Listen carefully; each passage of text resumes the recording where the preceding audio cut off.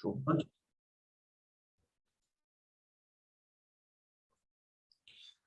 Então, vamos lá, galera. Bom dia, sejam bem-vindos. A gente está hoje de manhã, né? Estudando aqui um pouquinho de processo civil. Quero te agradecer a presença de todos, dizer que eu estou torcendo aqui pelo sucesso de vocês na nossa próxima prova. E hoje, na parte de processo civil, não somente a ideia de palpites, mas também assim, algumas coisas que nos fazem refletir um pouquinho mais, em especial por conta do último ano, né, dos últimos anos, não somente de aplicação da prova, mas também pelas mudanças legislativas. Então, como eu estava conversando aqui no comecinho com o Leonardo, a questão da mudança normativa de 2019, que trouxe ali sobre competência e mistura com violência doméstica, que fala sobre a prioridade no trâmite das ações, e as modificações em 2021, que vão estar falando ali sobre citação. Então, inevitavelmente é algo que vocês todos deverão ler, né, as inovações. Como que eu faço para saber o que mudou, professor? Você vai lá, coloca o CPC, aperta Ctrl F, aperta 2021, e aí você vai ter ali 33 ou 31 resultados que vão ter as disposições. Isso vai ser assim, capaz de te mostrar o que mudou naquele ano, vai ser muito fácil identificar. Então, você vai ter um novo dever, que é o dever do artigo 77, que vai falar sobre o dever de manter atualizado o cadastro. Depois você vai ter mudança do 238, 246, que vão estar inerentes à citação. A grande mudança é que, no caso da citação, diz sobre a preferência da citação por meio eletrônico, e aí vai falar que se eventualmente não foi possível realizá-la por meio eletrônico, aí ela vai ser realizada pelo meio convencional, então correio, oficial de justiça, eventualmente citação para edital. Vai trazer ali um novo ônus, por exemplo, se a parte não pôde ser citada de forma eletrônica, ela em tese deveria explicar, ela tem que explicar em juízo, justificar sob pena de ato atentatório. E aí o ato atentatório é uma multa que vai para a justiça pública, diferente da má-fé, que a má-fé se reverte, né, em prol da outra parte. Então, assim, esses bizus que a gente está conversando aqui agora, em especial de citação, por exemplo, ele não vale para a pessoa física, porque a pessoa física, em tese, ela não tem a obrigatoriedade de manter um cadastro online para ser citada por ali. Então, tirando pequena empresa e microempresa e as pessoas físicas, as demais pessoas jurídicas deverão ter esse registro, né? Então, essa é uma condicionante importante, porque embora haja ali a previsão sobre essa preferência do meio eletrônico, não se aplica de forma indiscriminada a todos, né? Fala, Evanzão, bom dia. Bom, seja bem-vindo aí. Então, essa previsão da citação, ela vale esse detalhe, essa atenção. Bom dia, professor. Show? Outro ponto importante é a questão da investigação probatória, tá bom? Então, essa mudança, eu estou trazendo esse apanhado geral, mas justamente para que vocês tenham uma noção. Tem ali uma ideia de exibição de documentos, na parte de provas, né? Então, a prova está em posse da outra parte. E aí, então, tu tinhas a possibilidade de quê? De pedir em juízo para que a outra parte pudesse demonstrar exatamente aquilo. Você tinha que demonstrar ali elementos que falassem do porquê daquela parte ter aquela prova. E aí, então, tivemos uma mudança muito sutil. Não acho que essa mudança sutil venha a ser cobrada para vocês aprofundarem na temática, mas eu vou explicar rapidinho para vocês entenderem o que é. Essa mudança sutil trouxe ali que, além de individualizar, trazer o contexto da prova, demonstrar elementos de que a outra parte tem aquela prova, acrescentou a ideia de categorias inerentes àquela prova. O que seria isso? Não acho que vai ser cobrado sobre isso, mas a letra da lei, sim. Categorias, turma, seria algo atrelado à prova. Então, por exemplo, se eu vou lá e falo de, o Ivanzão está com um contrato. Então, o Ivan está com um contrato. Eu quero que ele apresente esse contrato em juízo.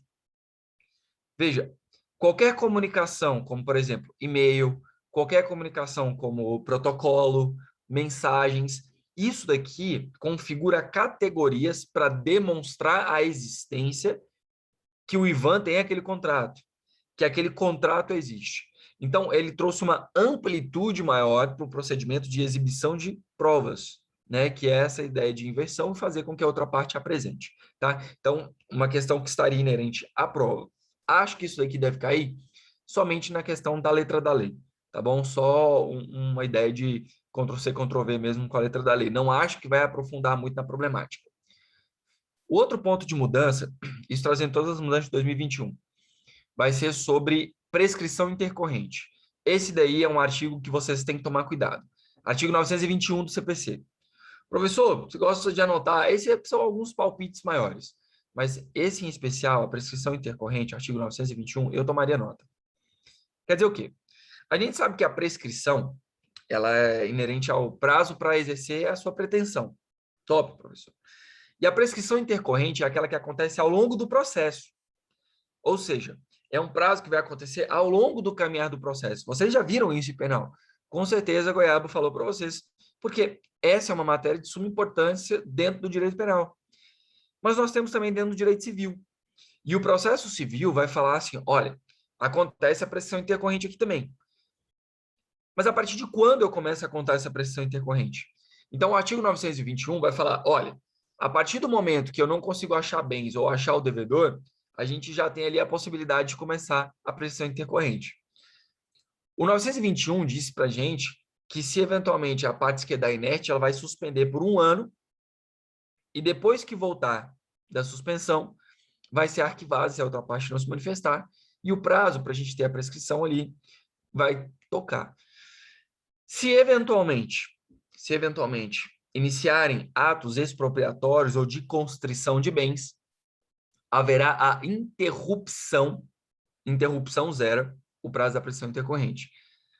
Acho que esse dispositivo ainda vai ser sujeito, né, a uma análise mais aprofundada pelo STJ. Não vem ao caso para vocês discutirem isso. Essa temática de prescrição intercorrente, elas comunicam com o procedimento chamado de assunção de competência, foi o número 1 do STJ. A ideia de assunção de competência não trouxe ainda a OAB algo inerente a isso. Mas a assunção de competência existe uma demanda tão importante que, mesmo que eu não tenha pluralidade de ações, eu preciso sedimentar aquele interesse. Então, tem 2 requisitos como um todo. É que você tenha uma especial importância sobre aquilo ali, uma relevância social, e que aquilo ali seja apto a gerar algum tipo de prejuízo à isonomia ou então à segurança jurídica. Então, por conta disso, nós temos a assunção de competência e temos o incidente de demandas repetitivas. O incidente de demandas repetitivas, diferentemente da assunção, pressupõe uma pluralidade de ações sobre uma mesma matéria. Beleza. E o último dispositivo vai ser sobre ordem de preferência nos julgamentos. Lá no finalzinho do código, lembrando como eu dei o bizu para vocês, colocou o Ctrl F, colocou lá, 2021, você vai ter ali sobre essa ordem de preferência de trâmite. Você já tem as padrões, maior de 60 anos, doença grave, se estiver discutindo sobre circunstâncias da vara de infância e juventude, no ECA. Em 2019, nós tivemos ali sobre violência doméstica, e esse ano nós vamos ter sobre questões que versem sobre licitação. Tá bom? Isso daí teria, então, preferência de trâmite. Essa é uma boa aposta. Por que essa é uma boa aposta, turma? Porque ela é dispositivo direto, de letra de lei, é uma inovação e não tem maior dificuldade. Se eu fosse examinador, o que eu ia falar? Eu ia colocar justamente na prova uma circunstância, um caso, e aí explicar para você se aquilo ali se enquadra, ia perguntar para você se aquilo ali se enquadraria ou não na hipótese de preferência de trâmite. Então, essa com certeza é uma boa disposição para o estudo. Essa vale a pena dar uma olhada, porque sem prejuízo das demais, óbvio, né? Justamente para que vocês fiquem atentos se cair ordem de preferência. Não é comum, mas como foi letra de lei e tem ali uma disposição já de 2019, que também não foi cobrada ainda, vale a pena dar uma olhada. Bem, então essas são as considerações sobre as mudanças de 2021. Agora, nós vamos pegar e adentrar. Aí a gente começa agora a fazer algumas anotações, vamos para a resolução de questões, e aí, então, quem gosta de pegar, fazer algumas anotações, manda bala. Qualquer coisa, naquele mesmo esquema, pode usar o chat, pode me interromper, não tem problema, tamo together, né? Depois a gente pode, inclusive, tirar algumas outras dúvidas lá no próprio Instagram, prof.rossi, não tem problema nenhum, pode ir lá me procurar e perguntar, tá? Vou pegar aqui o nosso quadro e vou começar aquelas minhas loucuras de fazer anotação. Então, já se preparem aí que eu vou começar a fazer aqui.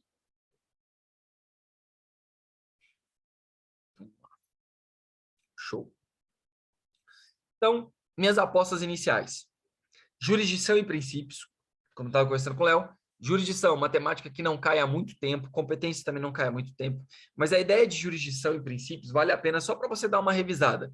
Lembra de princípios da jurisdição, juiz natural, a ideia da inércia, imparcialidade, dá uma olhadinha naquela ideia de como funciona a prorrogação dela, derrogação, territorialidade, aliás, isso é inerente à competência.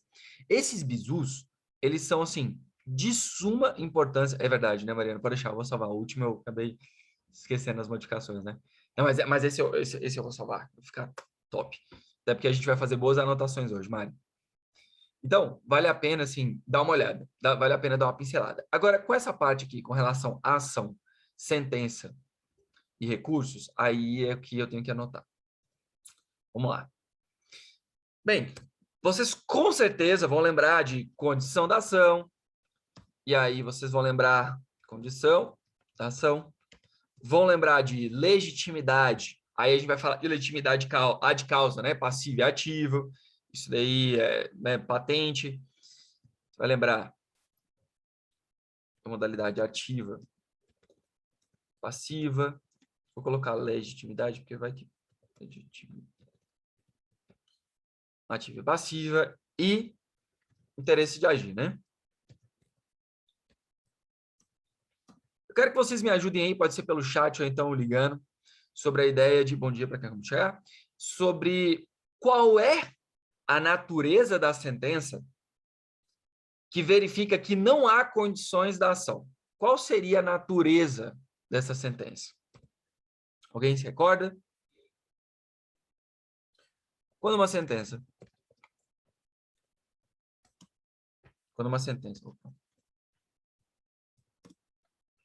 verificar que estão ausentes as condições da ação, teremos uma sentença terminativa. O que quer dizer isso? Que ela extingue o feito sem a resolução do mérito. Extingue o feito sem a resolução do mérito. Bom, então lembra desse detalhe. Terminativa, extingue sem a resolução do mérito. Qualquer outra causa formal que não lhe deixa apreciar o mérito, lembre-se disso. Ela vai ser chamada de terminativa. Pode ser que a prova cobre o sinônimo de vocês. Ou então falar extinção sem resolução do mérito. Não teria nenhum tipo de problema. O bizu vem o seguinte. Caiu na última prova. Vocês tiveram aula de recursos comigo. Então, vocês viram na prática. A sentença que extingue o feito sem resolução do mérito comporta qual recurso, galera? Qual é o recurso que cabe da sentença?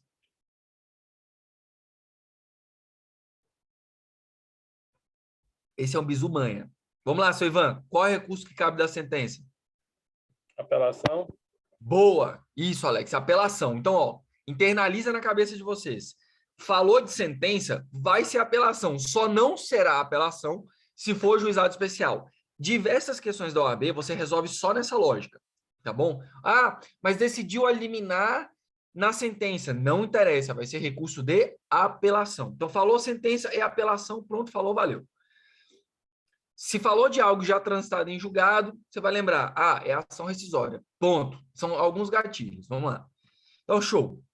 A sentença que extingue o feito sem resolução do mérito comporta a apelação, mas ela terá um efeito diferente das demais. Essa apelação aqui terá efeito regressivo. Que diacho é isso? Efeito regressivo é a possibilidade do próprio juiz voltar atrás. Galera, pega o bizu aí, ó.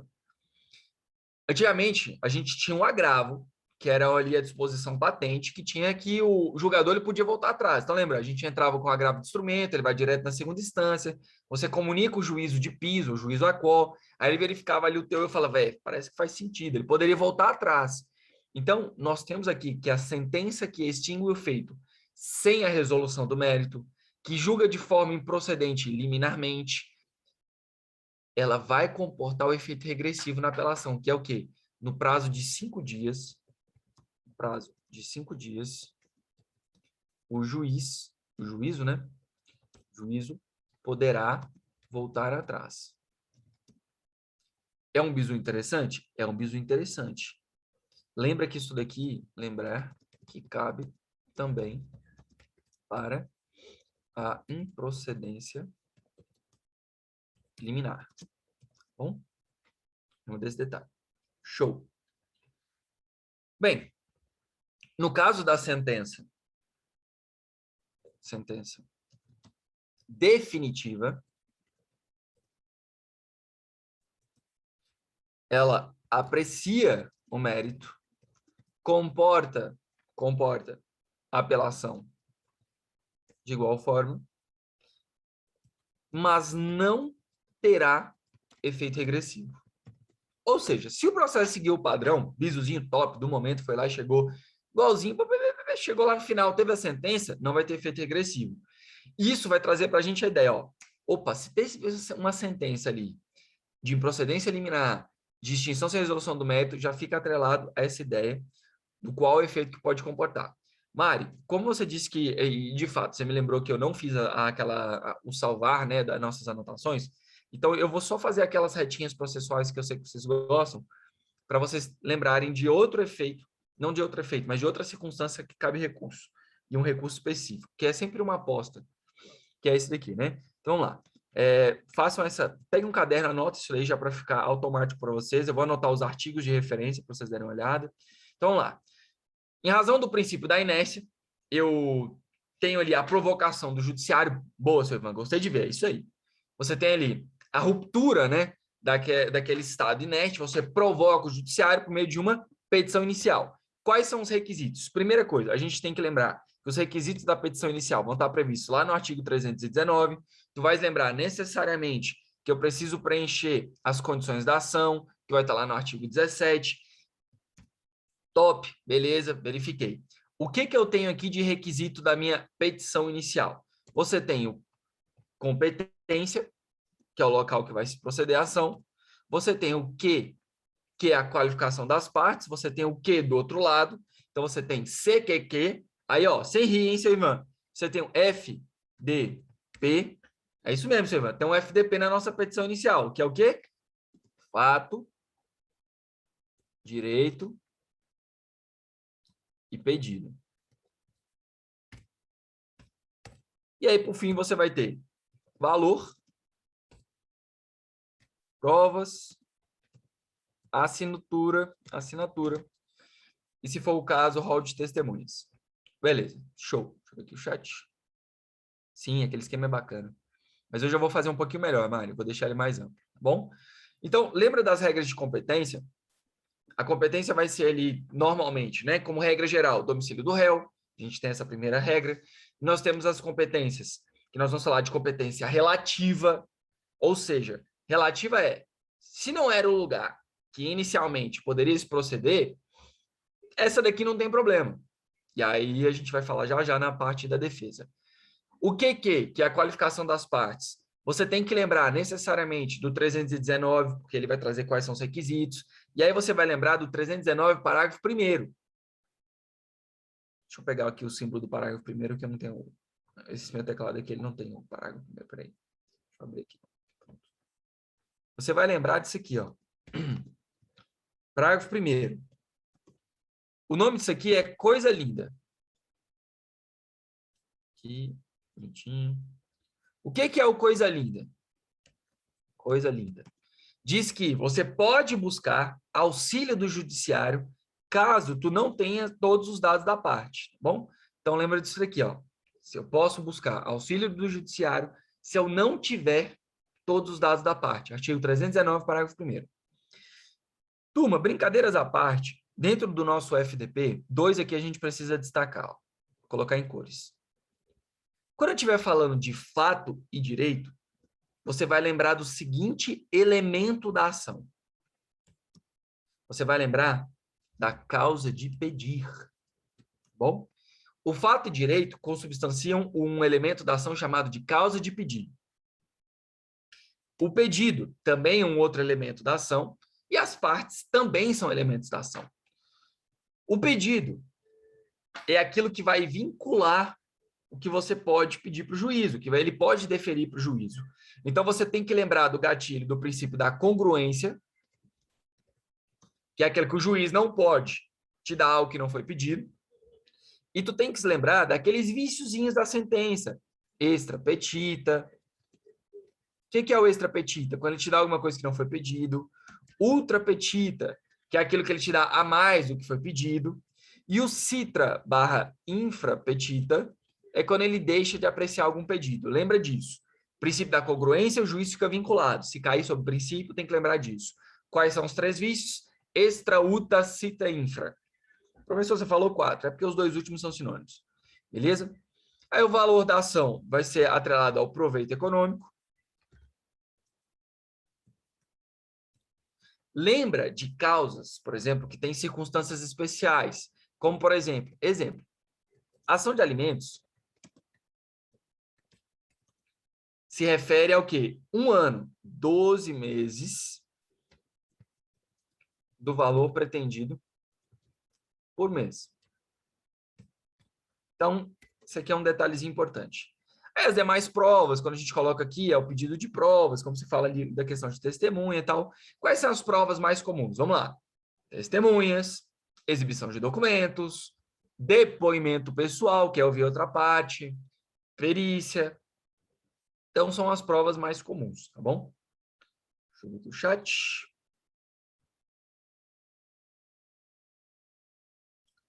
Na maior autonomia que o juiz recebeu? Não. O princípio da congruência, ele vincula necessariamente. Não cai nessa prova, não cai, mas eu vou explicar só para título de curiosidade. Mari, Mari que vai fazer a segunda fase em processo civil, né? Então fica atento a isso aqui. Mari, existe algo chamado substanciação. Substanciação diz que o juiz necessariamente vai ficar vinculado à causa de pedir e o pedido. Ou seja, ele não pode inventar fato, que é a qualificação. Deixa eu colocar aqui, ó. Qualificação da parte. Aí tem que ser autora e qualificação.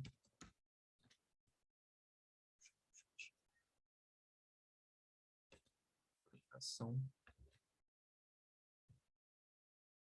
da parte requerida. Show. Então, o que acontece? A substanciação, Mari, ela vincula necessariamente a causa de pedido e pedido.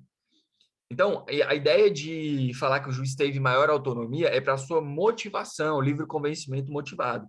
Ele não pode, de forma alguma, inventar fatos e ele não pode, de forma alguma, exceder os limites daquilo que foi pedido. Tá bom? Não confunda, gente, com um diacho lá da Justiça do Trabalho, lá tem um paranauê de primazia da realidade, que é um negócio daquele povo do trabalhista. Quem é trabalhista sabe aí o que é esse princípio da primazia da realidade. Aí você deixa lá no direito do trabalho, não mistura com o nosso processo civil, não, que o nosso processo civil é top. Direito do trabalho tem essas coisas aí. Então, não confunda os dois, tá? E não há ofensa nenhuma à questão da liberalidade do juiz quanto à sua motivação para decidir. Show? Top? Beleza. C é a competência. Competência. Bom? Tranquilo, sem problema. Tá? Então tá, nosso esqueminha sobre a petição inicial. Depois da petição inicial, turma, o que acontece é, o juiz, ele vai receber, ela vai ser distribuída. E isso aqui é importante porque quando a gente fala de distribuição, a gente vai ter o início. E essa distribuição, a distribuição da ação, distribuída a peça, a inicial, né?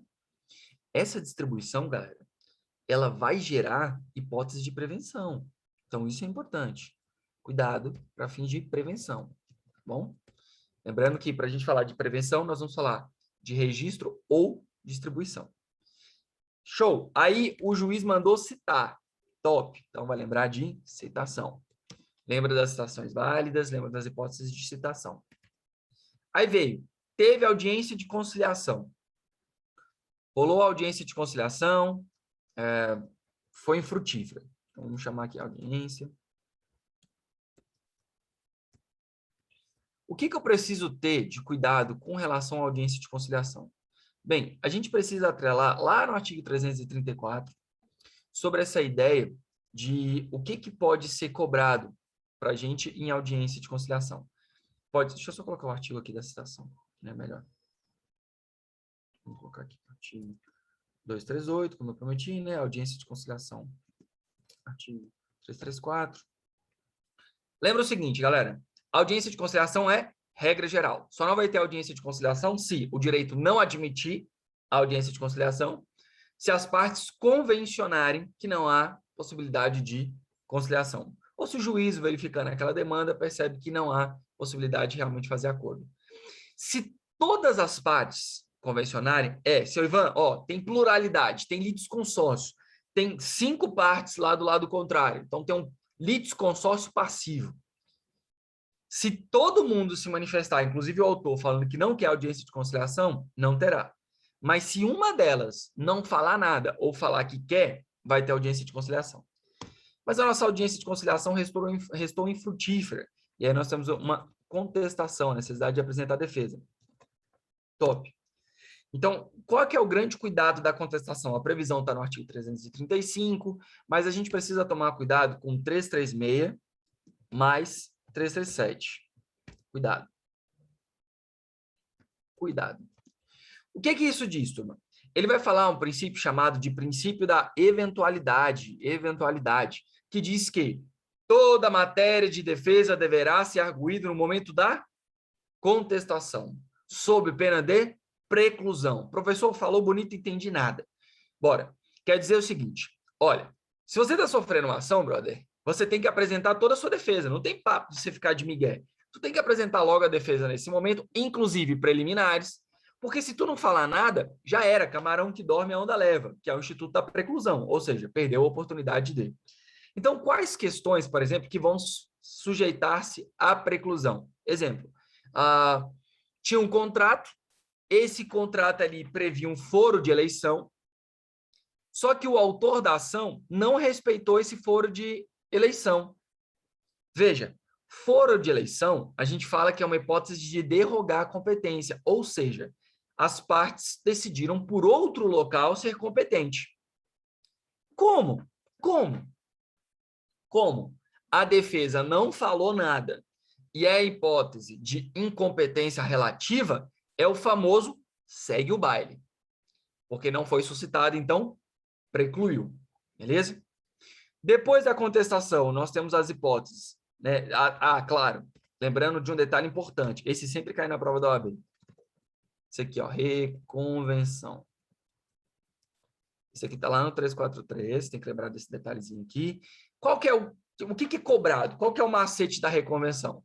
É como se fosse uma petição inicial. Você está com Código de Processo Penal, hein? Cuidado. É o nosso de processo civil, pelo amor de Deus. Tomar cuidado com isso, tem que tomar cuidado. Eu já tinha visto antes, mas fiquei aqui de boa, tal, até aproveitar a deixa. Seguinte, a reconvenção, galera, ela precisa ter alguns cuidados. Primeiro, ela é tipo uma petição inicial. Ela é basicamente uma petição inicial, só que agora do requerido. Pronto, top, do momento. Se o requerido quiser, ele pode apresentar a reconvenção na própria contestação. Então, ele coloca um tópico da reconvenção e aí ele coloca a estrutura como se fosse uma petição inicial, igualzinho. Vai pagar custas? Vai pagar custas iniciais. Professor, ele pode apresentar só a reconvenção ao invés da contestação? Pode. Vai gerar revelia? Não. Professor, se o autor desiste da ação principal, a reconvenção continua? Continua, porque ela vai ter todos os elementos de uma estrutura de inicial, tá bom? Lembre-se disso. Deixa eu ver aqui o chat.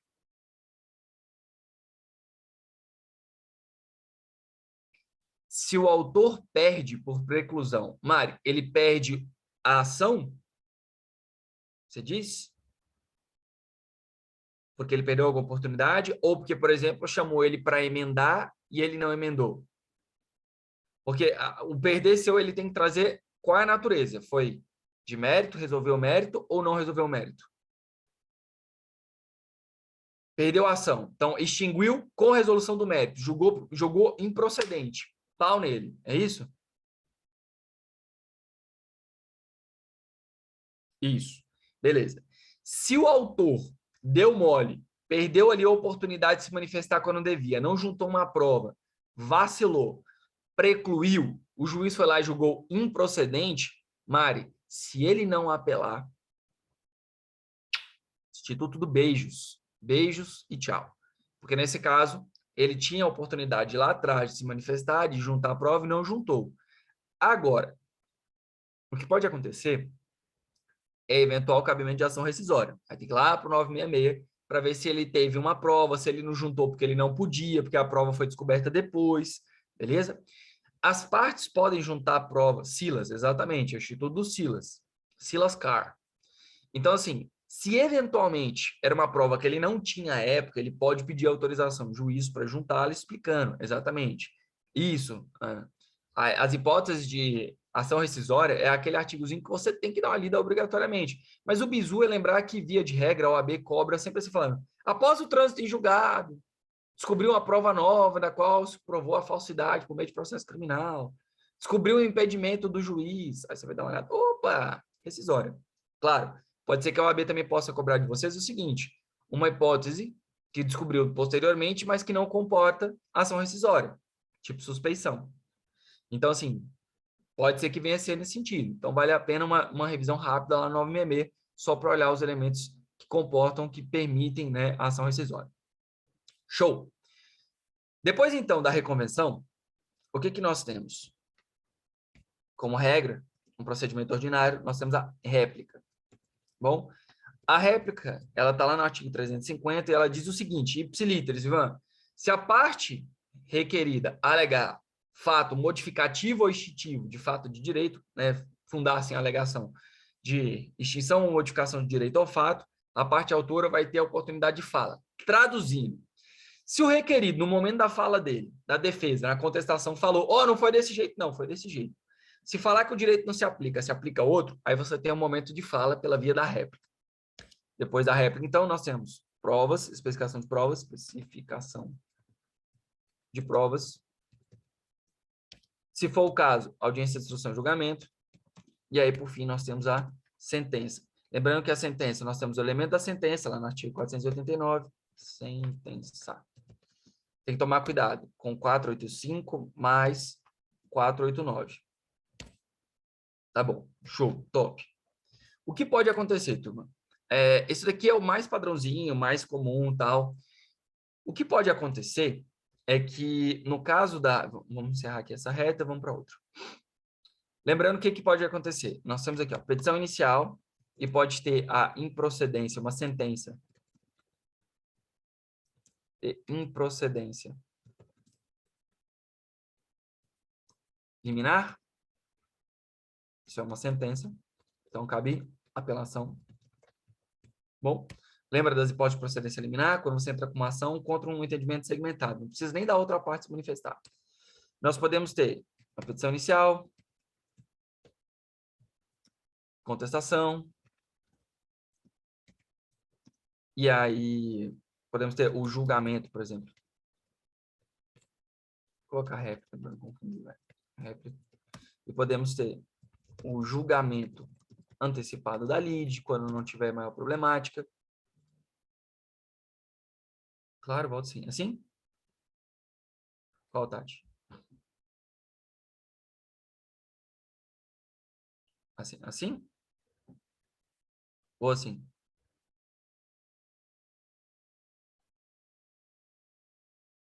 De qualquer forma, eu vou enviar o material. Você pode também pegar e tirar um print, não tem problema. Isso eu vou lembrar de salvar. Show.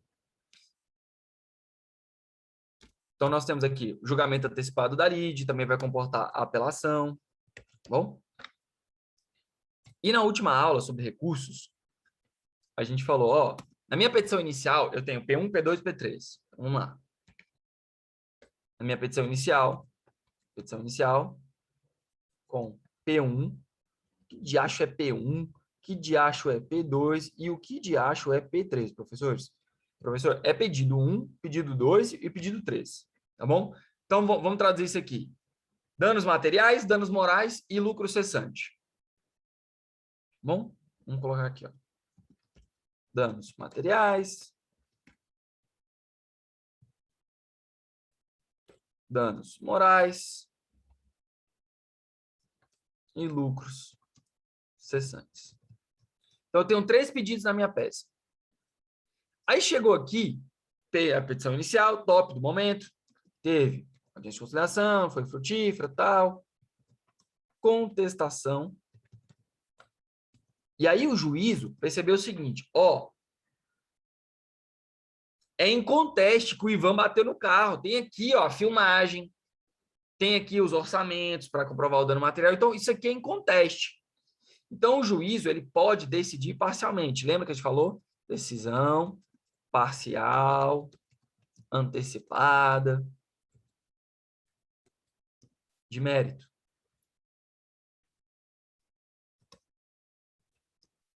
Lembra disso aqui? Sobre P1, que era incontroverso. Aí aqui, ó, teve essa decisão, vamos colocar em amarelo, comportará agravo de instrumento. Deixa eu colocar os artigos, né? Artigo 356. E aqui, artigo 1015, inciso 2, inciso 2º. Tá bom? Que é justamente qual é o recurso que cabe. Lembrando, essa decisão parcial antecipada de mérito é justamente aquela. Tem mais de um pedido, um deles é em controvérsia, eu vou lá e decido antecipadamente. Show? E aí, se quiser recorrer, será por agravo, sob pena de preclusão. Cuidado, pois a não apresentação, teria uma vírgula ali, mas a não apresentação do agravo no momento correto, gera preclusão. Professor, o prazo 15 dias? 15 dias, Ana. 15 dias. Top. 15 dias. Gera preclusão. Aí a nossa retinha processual ali bonitona, ela continua, porque eu tenho que jogar P2 e P3. Aí tem que lembrar. Teve ali réplica, tá? Vai ter agora réplica. Digamos, teve provas. Mesmo esquema. Provas. Aí J.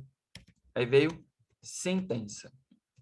A sentença, vou colocar em amarelo aqui para ficar pela cor.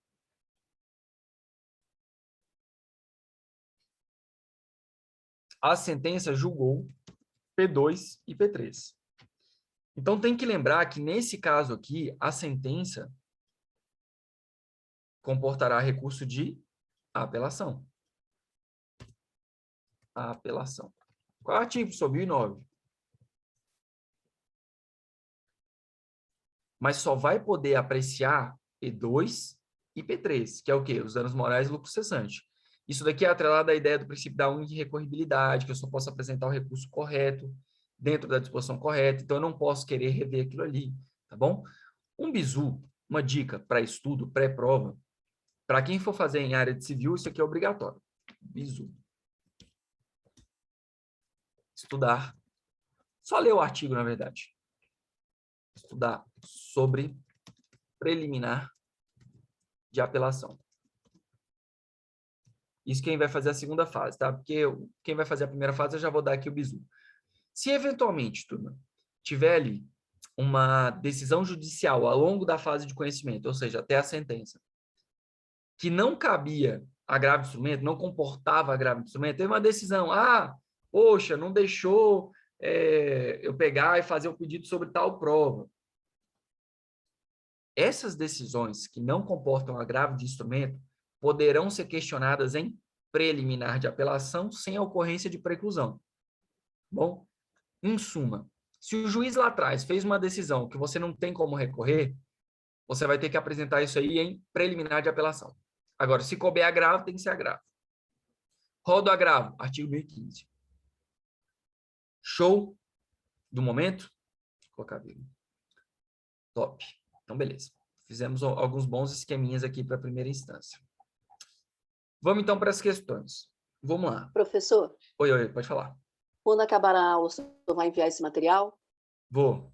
Ah, beleza. Obrigada, professor. Fica tranquilo. Isso aqui é para vocês. Show? Então, vamos a algumas questões que eu sei que vocês gostam de fazer questões. Essas questões não são de altíssima complexidade, mas trazem muito conteúdo. Chamou ali todinho. Perdão. Vamos lá. O fornecimento de energia elétrica à residência de Vicente... Aliás, vamos fazer o seguinte. Me ajudem aqui com uma coisa. Eu vou dar sempre um tempinho rápido para vocês responderem aqui, só para a gente poder ir consertando alguns ajustes, para eu poder sentir como é que está a turma, tá? Claro, não é obrigado a participar aqui, mas quem quiser puder responder vai ser interessante. O fornecimento de energia elétrica à residência de Vicente foi interrompido em 2 de janeiro de 2018. Então, lembra, você está fazendo a prova, está meio ansioso, você já começa a gravar tudo. Ivan, começa a gravar tudo que você tem aqui de data. Não sei se a questão vai falar sobre data, grava. Porque, segundo a concessionária de serviço público, haveria um gato no local, ou seja, o medidor de energia teria sido indevidamente adulterado. Vicente, representado por advogado, propôs, aproximadamente um mês depois, demanda em face da fornecedora e pediu o reestabelecimento de serviço, pois o medidor estaria rígido, ou seja, estava top. A fim de provar os fatos alegados, o autor requisitou produção de prova pericial. Citado, poucos meses depois da proposição da demanda, a ré defendeu a correção da sua conduta, falando, eu estou certo, e ratificou. Tem ali irregularidade. E assim como o autor, requisitou também a perícia. Em dezembro de 2018, após arbitrar os valores, dezembro de 2018, eu não sei o que se trata, a gente marca.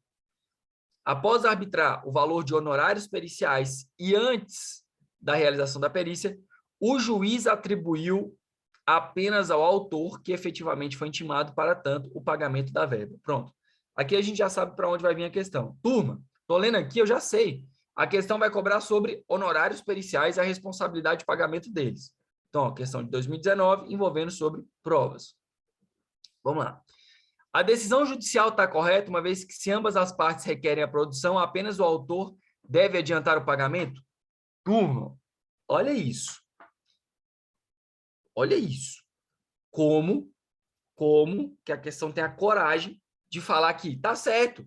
Porque se os dois pediram, somente o autor paga. Ué, se os dois pediram, turma, o que faz mais sentido? É que os dois paguem. Então, essa daqui não faz sentido, não faz nenhum sentido. Se o autor sozinho tivesse pedido, beleza. Mas se os dois pediram, pelo menos dividiu o ônus. Aí vem B. O juiz decidiu de modo incorreto, pois se ambas as partes requerem a produção da perícia, o autor e o réu devem adiantar os honorários periciais. Parece que faz sentido. Vamos ver as demais. A decisão está equivocada, também acho. Na medida em que os honorários periciais são pagos apenas no final do processo? Negativo. A decisão está correta, pois o magistrado tinha faculdade de atribuir apenas a uma das partes o pagamento do montante. Não. Então, assim como a Alexia colocou, a resposta correta vai ser a letra B. Mas qual a disposição que fala sobre isso? Qual a disposição que fala sobre justamente esse ônus probatório? Bem, eu quero que vocês tenham em mente que lá no artigo 95, nós vamos falar sobre essa determinação de arcar de custas, tá bom? Envolveu perícia, envolveu o ônus das partes, vale a pena. Porque existe também hipóteses onde somente uma das partes vai arcar. Então, vale a pena a gente ter a anotação. Então, resposta letra B. Alguma dúvida? Alguma dúvida? Não? É só lembrar, se os dois pediram, os dois têm que pagar. Professor, e se um deles é beneficiário da gratuidade de justiça? A justiça arca com aquele que é beneficiário da gratuidade de justiça e o outro com montante referente à parte dele. Tá bom?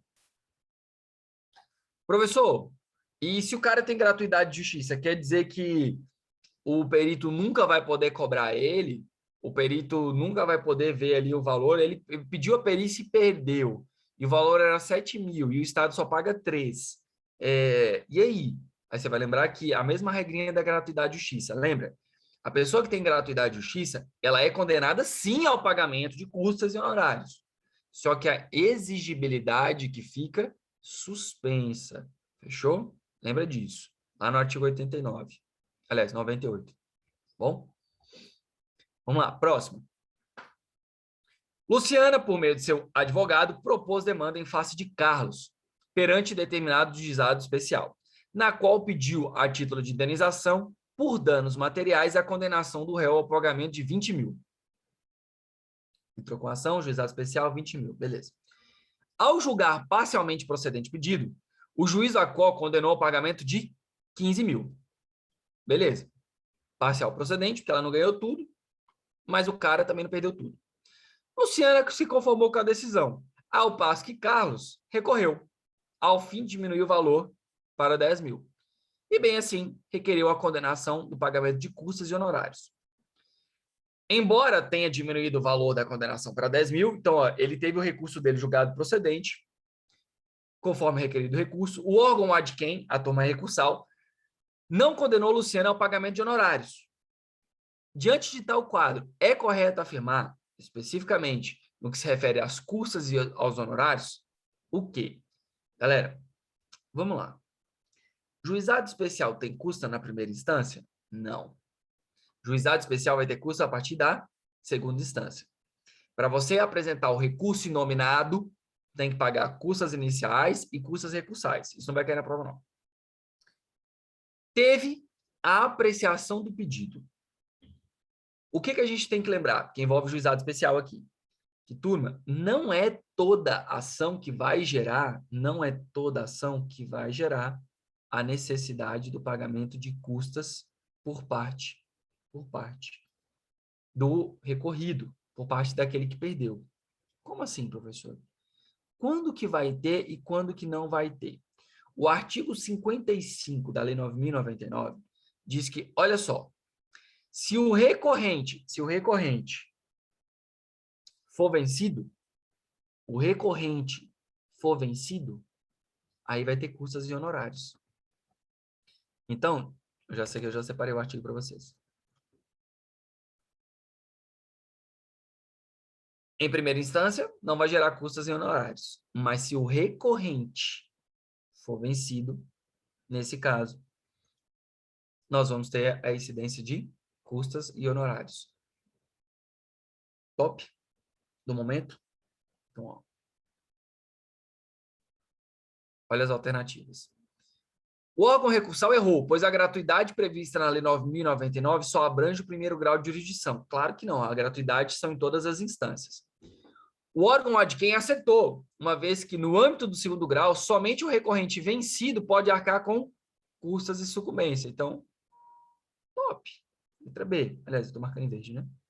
Isso aqui é exatamente a disposição da letra da lei. O órgão ad quem acertou, uma vez que no âmbito do segundo grau, somente é possível a condenação com os honorários se tiver má-fé. Não, também não. Embora a má-fé, sim, seja possível a análise, não é o limitante. O órgão recursal agiu corretamente, pois processos tramites sob a Lei 9.099 são gratuitos, independentemente de qualquer grau de jurisdição. Não. Então, a alternativa correta vai ser a letra B. O dispositivo, quem tem a referência é o artigo 55. Coloquei isso aqui porque faz tempo que não cai um juizado especial, galera. Ó, essa última prova foi em 2018. Então, vale a pena dar uma olhadinha em juizado especial também. Alguma dúvida?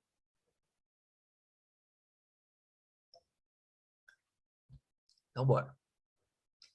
Tancredinho ajuizou... Professor, licença. Claro. No caso do juizado especial, só não cabe apelação, né? É recurso inominado. Vou até anotar assim, lembrar. Obrigada. Tá bem. Recurso inominado na sentença.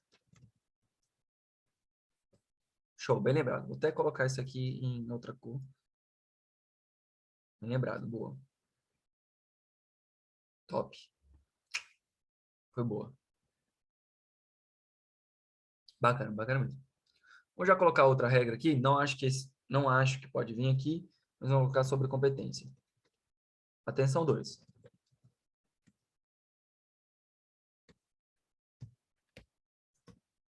Máximo. Vou colocar teto. Né? Teto será de 40 salários mínimos. Já sabia, né, Ivan? 40 salários mínimos, tá top, sabia aí com certeza. Agora, o atenção 3, ele precisa realmente de atenção. Atenção 3. Em se tratando de juizado especial federal ou da Fazenda, o teto será... Alguém lembra? Alguém lembra? Valendo um chocolate.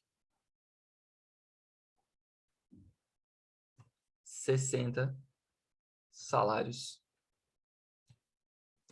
mínimos.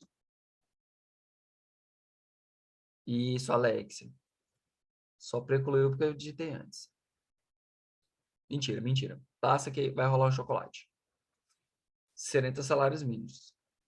Só que tem um bizu. Muito cuidado. Pois o valor da causa nas demandas sobre a Justiça Federal e a Fazenda Pública serão de competência absoluta, ressalvadas as exceções sobre incompatibilidade com o rito. Professor, traduz aí que você falou tão baixinho que eu nem ouvi.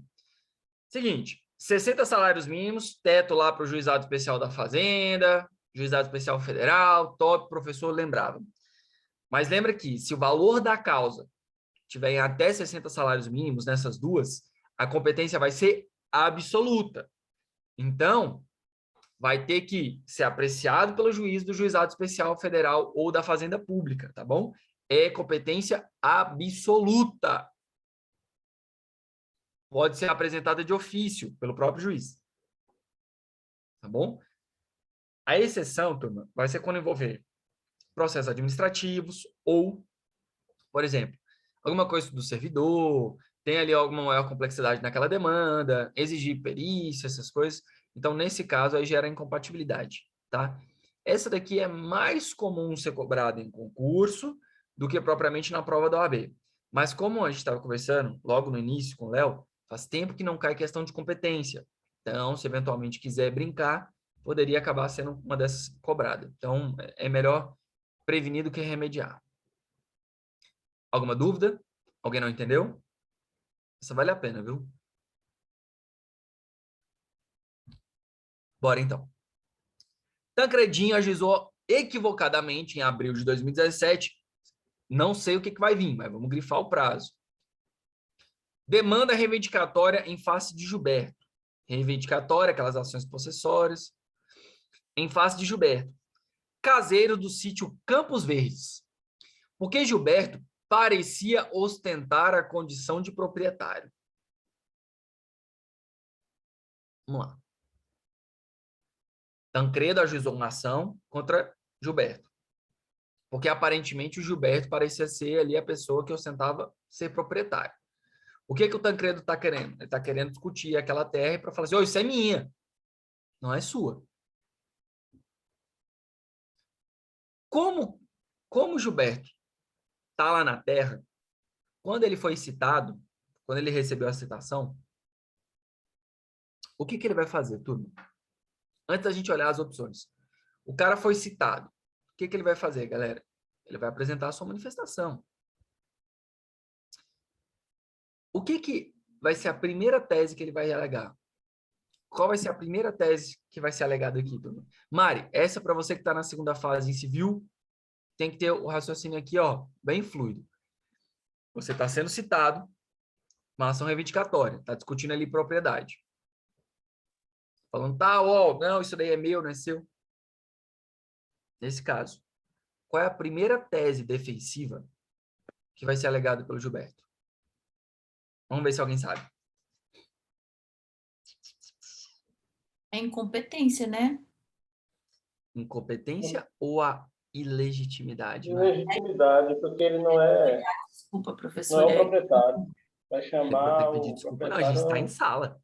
A gente está em aula. É para isso mesmo, é para aprender. Mas foi ótimo que você lembrou do in. Top. Ilegitimidade. Gil, tem um bizu aqui. Se eu falo que eu sou parte ilegítima, recai para mim uma obrigação. Qual? De apresentar a parte legítima, né? Exatamente. Top. Com esse pensamento em mente, com essa ideia em mente, vamos ver se vocês conseguiram acertar a questão? Bora lá. Diante do narrado, Gilberto deverá realizar nomeação à autoria no prazo da contestação. Galera, isso aqui nem existe mais, tá? Só vou tirar isso aqui porque não existe mais. Não existe mais nomeação à autoria no CPC. Gilberto poderá alegar a ilegitimidade de causa, indicando aquele que considera proprietário. Essa aí, né?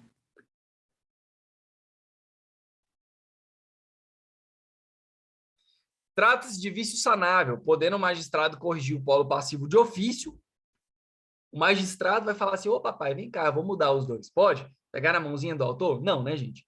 De vício sanável, podendo fazer a correção de ofício, substituindo Gilberto, ainda que este não tenha indicado alguém. Não. D. Gilberto poderá promover o chamamento ao processo de seu patrão a quem está subordinado. Galera, intervenção de terceiro não é uma matéria para ter cuidado, não. É uma matéria para ter muito cuidado. Então, presta atenção no bizu. Bora lá, ó. Se você está voando, está desconcentrado, presta atenção aqui, ó. Intervenção de terceiros. Assistência simples. Eu quero que aquela pessoa ganhe ação. Então, eu tenho interesse naquela ação. Eu tenho interesse naquele resultado. Eu quero que a pessoa ganhe porque aquilo ali me dá... Eu tenho certo interesse. Assistência litisconsorcial. Você vai lembrar do condomínio e do morador. O condomínio foi lá e entrou com a ação representando todos os moradores. Só que um dos condôminos, ele é ali o camarada, ele é o camarada que tem, de fato, ali problema com a estrutura. Então, quando o condomínio está processando a construtora, o condomínio fala assim, ô, vou me habilitar nesse processo porque esse apartamento aí que está sendo discutido também envolve a minha demanda, é justamente o meu apartamento. Então, você vai entrar como assistente litisconsorcial. Chamamento ao processo. Chamamento ao processo pegou aqui no ombrinho, na mãozinha e falou assim, bora pular together. Quer dizer o quê? Chamamento ao processo existe. Corresponsabilidade. Como que a questão vai cobrar isso? Vai falar de solidariedade, corresponsável, tá bom? Sempre lembro de fiador. Nenhum aluno meu é fiador na vida, porque eu já falo que isso aí é a cilada. Então, ó, lembra aqui, ó, fiador, ó. Toda vez que tiver responsabilidade solidária. Denunciação à lide, caguete. É o seguinte, ô excelência, não sou eu não, é fulano de tal que é o problema aqui, ó. Você vai lembrar de ação de regresso. Você vai pegar e falar assim, ó, não, eu comprei o produto dele e estava top, eu comprei do Ivan, o Ivan me vendeu um celular que estava funcionando, se parou de funcionar, o Ivan que me enganou. Então, você vai lembrar de regresso, um monte de responsabilidade regressiva. Lembrando que no caso da denunciação à lide, só pode fazer uma denunciação sucessiva. É tipo assim, vamos lá, a Janaína fala, ó, não fui eu não, foi a Ana Cláudia. A Ana Cláudia vai lá e fala, opa, não foi eu não, foi o Gildo. Aí o Gildo fala, eu não, foi a Marisete. Pode? Não, porque só pode uma sucessiva, tá bom? E o amicus curiae é o amigo da corte, tá bom? Ele pode, não, a decisão dele, a decisão que inadmite, ele não comporta recurso, ele só pode opor embargo de declaração, ele tem ali a intenção de ajudar o juízo por uma especificidade técnica, né, ou então por uma questão de representação, né, daquela classe. Então, pode ser pessoa física ou pessoa jurídica. Pronto. Esse tema não cai, não. Ele despenca, viu? Sempre cai intervenção de terceiros. A FCC adora. Vale a pena revisar. Alguma dúvida? Não? Tranquilo, professor, tranquilo. Show. Quarto. Professor, a intervenção Oi. de terceiros qual artigo? Todos? Beleza. Oi? Não, não. Não, você está falando todos Ela quer da saber, intervenção não de é terceiro? todos. Ah, não é todos, não. Eu vou te falar assim, é de todos de cada um deles. Vamos lá. Começa no artigo 119, que é a disposição comum, aí vai até o artigo 138. Então, ó, Do 119 ao 138. Aí vamos separar aqui, ó. 138 é o amicus curiae, tá bom? Aí vem o incidente de demanda repetitiva é a 133, o chamamento ao processo é 130, a denunciação à lide, se não me falha a memória, é o 125. A assistência simples é o 121, isso, é o 121 com certeza. E a assistência litisconsorcial, eu não me recordo se é o 124 ou 123. Mas, de toda sorte, disposição geral, 119 até o 138. Fechou? Ou falei muito Certinho, rápido, não deu tempo para anotar? Não anotei sim, valeu. Top, beleza. Fechou. Então tá, vamos lá. Esse vale a pena dar lida, viu, Jana? Esse é importante mesmo. Vamos lá. Tiago, empresário, com renda mensal de 1 milhão. 1 milhão. Opa. Isso aqui, vamos denunciando que eu da onde eu peguei. Resolvi certo, hein? Acertei. 1 milhão. Ajuizou a ação pelo procedimento comum em face do plano de saúde X, com pedido de tutela provisória de urgência, para que o plano seja compelido a custear tratamento médico no valor de 300 mil. Galera, essa questão não vai falar disso. Mas deixa eu perguntar para vocês. Se eu estou pedindo, começa, ó, custeia, estou pedindo aqui, ó, custeia o tratamento, essa tutela, ela é cautelar, ou ela é antecipada, ou ela é de evidência, turma?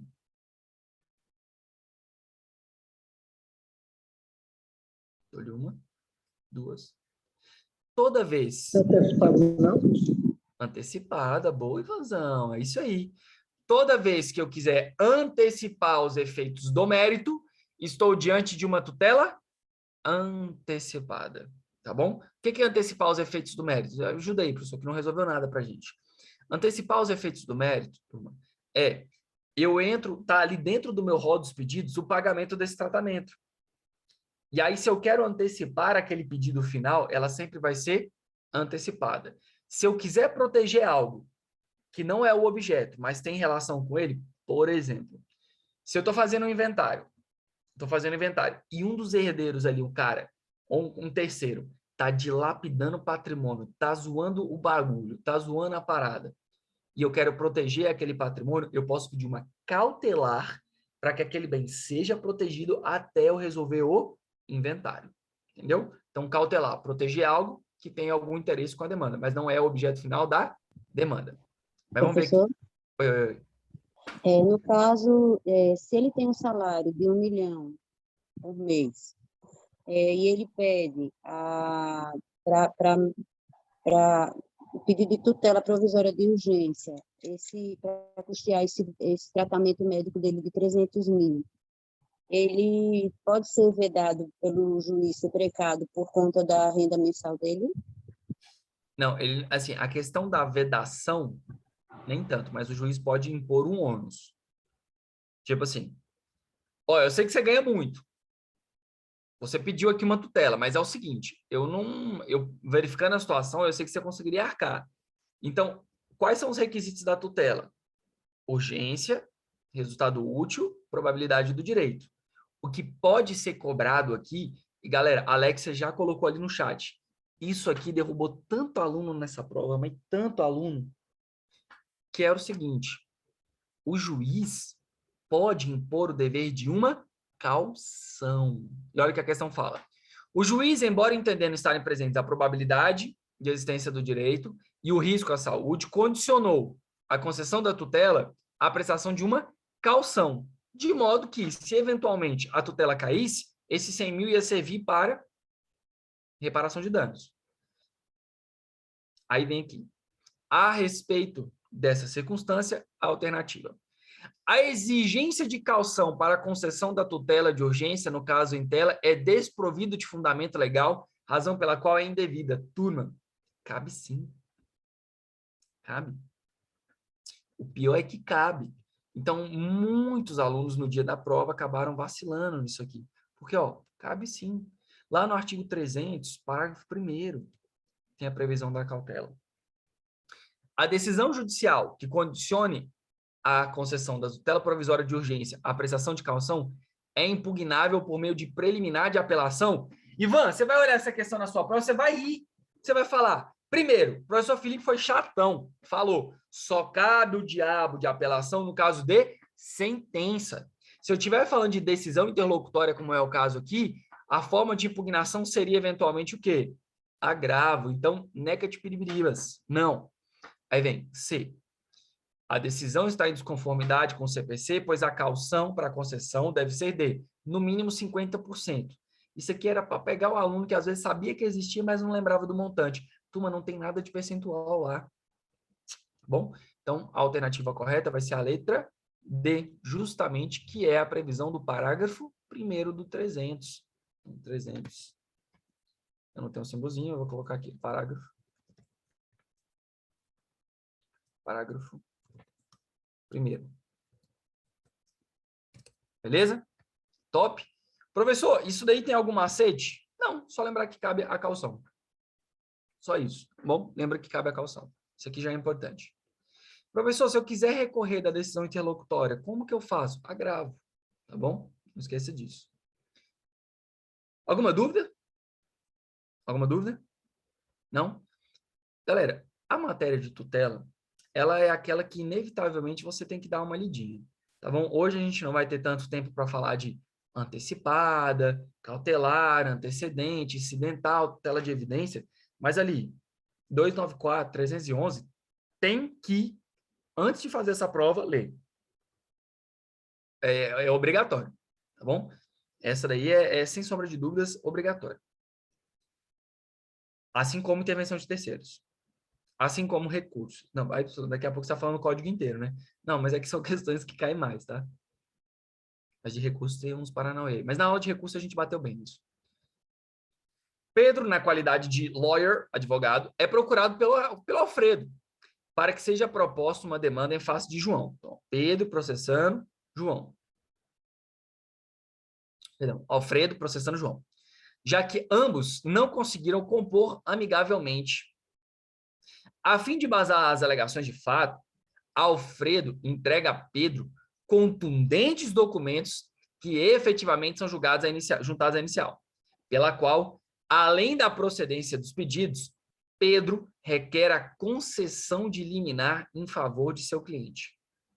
Malgrado em que pese a existência de tese firmada em julgamento de recurso repetitivo, favorável ao Pedro, o juiz indefere a liminar sob o fundamento de que não existe urgência capaz de justificar o requerimento. Vamos lá. Galera, essa questão aqui, ela não é excelente na forma da redação, mas ela traz a necessidade de cuidado para a gente, tá? Então, para tudo que você estiver fazendo, concentra aí. Quem estiver aí comendo um pão, tomando café da manhã, para e vem para cá. Vamos lá. O cara entrou com uma ação contra o outro. Top. Juntou todos os documentos para demonstrar o seu pedido. Top.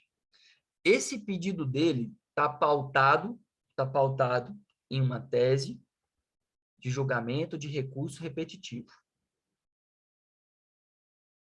O juiz falou que não deferiu a liminar porque não existe urgência. Vamos pensar aqui. Essa questão, ela colocou esse negócio de julgamento repetitivo. Ela colocou que juntou todas as provas, porque essa tutela aqui, valendo um chocolate, ela é antecipada, cautelar ou de evidência, turma? E aí? Evidência, professor? Evidência? Alex, você acha que é antecipada? A maioria está colocando ali de evidência. Evidência. Turma, esse caso aqui, sem vergonha, era uma tutela de evidência, mas a redação tá péssima, porque a urgência é requisito da tutela de urgência, da tutela antecipada. Beleza. Mas a tutela de evidência tem duas hipóteses, artigo 311, inciso 2º e inciso 3º, que comportam também liminar. A redação é ruim, a redação é péssima, concordo. Mas com base nas questões, a gente conseguiria interpretar isso. Ó. Vamos lá, então. Concentração, tá, turma? Essa daqui realmente a gente tem que parar tudo. Posto isso, a decisão está correta ou incorreta? Vamos lá. Correta, pois ainda que o autor tenha razão, o devido processo legal impõe que seu direito seja reconhecido apenas na sentença, exceto nas hipóteses de urgência, o que não é o caso. Veja bem, aqui a gente não está falando de tutela antecipada. A gente não está falando de tutela antecipada. Mas aqui, claro, a gente está em coletivo, vocês estão de boa. Eu quero que vocês sintam a pressão na hora da prova. Há uma grande chance de você pegar e, poxa, essa letra A faria sentido. Ó, direito ser reconhecido apenas na sentença. Você já vai grifar isso aqui, porque isso está errado. Exceto na hipótese de urgência. Gente, urgência e probabilidade. Então, são 2 requisitos. Essa letra A estava errada por 2 questões. Tá bom? Então, vale a pena pegar, ficar atento. Top. Incorreta, pois se a alegação de fato puder ser comprovada apenas documentalmente e houver tese firmada em julgamento de casos repetitivos, como no caso, a liminar pode ser deferida. Esse aqui é realmente a correta, é o artigo 311, inciso 2º. Mas tudo bem, a correta... Mas a gente tem que ir além, né? Correta, pois a liminar só poderia ser deferida se, uma vez de tese firmada em sede de recurso repetitivo, houvesse súmula vinculante favorável ao pleito. Essa está errada porque, veja, ó, a gente tem que ter o que? A gente tem aqui a noção de que ele está colocando a súmula vinculante como hipótese de concessão da liminar, o que não é o caso, tá bom? Não é só a ideia de súmula vinculante. As duas poderiam, tá? Tanto recurso repetitivo como súmula vinculante. Aqui está falando que, ao invés de... Então, tem ali a limitação, uma mitigante. Incorreta, pois a tutela de evidência sempre pode ser concedida a liminar. A tutela de evidência só pode ser concedida a liminar em 2 hipóteses, inciso 2º e inciso 3º. O inciso 2º é, puder ser demonstrado prova documentalmente. Top. Está fundado em súmula vinculante ou julgamento de demanda repetitiva. Top.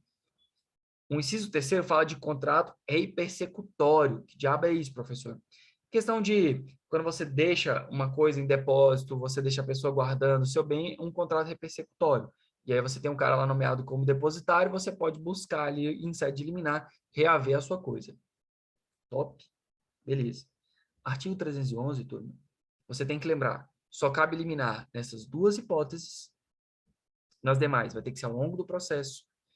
E não precisa de urgência. Não precisa de urgência para a concessão de tutela de evidência. Outra coisa, toda tutela de evidência, necessariamente, ela é incidental. Não cabe tutela de evidência antecedente. Professor, só é concedido se tiver os 2 ou pode ser de forma individual? De forma individual, Alexa, ou o inciso 2º ou o inciso 3º. Show? Tá bom? Pode ser individual. Alguma dúvida? Alguma dúvida? Questions? Tranquilo, né? Mas essa questão não era fácil, não. Porque na hora tem a pressão ali, galera. Bateu o olho de tutela, você já dá uma respirada, toma uma água. Vou dar uma lidinha aqui, vou grifar tudo. E aí você vai. Se a gente tivesse aula presencial, eu ia mostrar para vocês um quadrozinho que eu gosto de fazer, mas... Para fazer o símbolo do parágrafo, Ctrl Alt mais, Ctrl Alt, como é que é? Ctrl Alt e aspas? Deixa eu ver. Ctrl Alt mais igual, você clica tudo de uma vez, junta tudo que faz. Ctrl Alt igual. No meu fez X, Ctrl Alt aspas. O meu tá fazendo esse paranauê aqui, ó. Você tem, o seu teclado tem Alt grande, alguma coisa assim? Não. Não, esse teclado aqui não tem, não. É que esse aqui é PC de nerd, aqueles gamers, sabe? Aí ele é todo diferentão. Que pena, pensei que a gente ia conseguir achar aqui, já ia ficar muito feliz. Eu ia mandar um chocolate até sem acertar a questão, viu? Vamos lá. Próximo. Questão boa essa aqui. Márcia está muito doente, necessita fazer uso contínuo do medicamento X, Y e Z para sobreviver. Embora durante os últimos anos tenha obtido medicamento pelo Sistema Único de Saúde da cidade, foi informada que aquela era a última caixa, que no mês seguinte o medicamento não seria mais fornecido pela rede pública. Diante de tal circunstância, desejando obter o fornecimento do medicamento, Márcia procura você, advogado, você, Ivanzão, te procurou, para elaborar a petição inicial e ajuizar a demanda que obriga o poder público ao fornecimento do remédio. A petição inicial distribuída trouxe o pedido de medicamentos em caráter antecedente e tão somente a indicação do pedido de tutela final, expondo na lide o direito que busca realizar e o perigo de dano à saúde de Márcia. Galera, se não souber, não tem problema, pode falar aqui no chat. Alguém não sabe o que é tutela antecipada antecedente? Eu. Top, Tati. Então vamos lá. Pega uma caneta aí, esquece a questão. Isso aqui é o de menos, a gente responder a questão. Você vai fazer Vou fazer isso aqui, ó. Fazer essa linha aqui. Deixa eu ver, inserir símbolos. Espera aí. Formas. Deixa eu fazer isso aqui.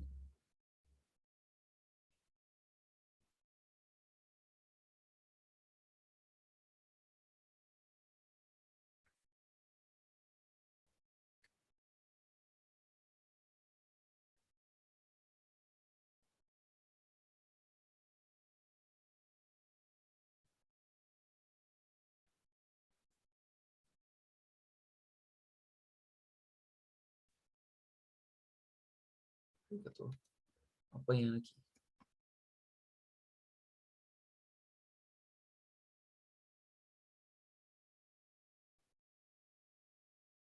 Essa reta aqui ela vai ter um contorno diferente. Formato. Contorno. Campo. Desculpa.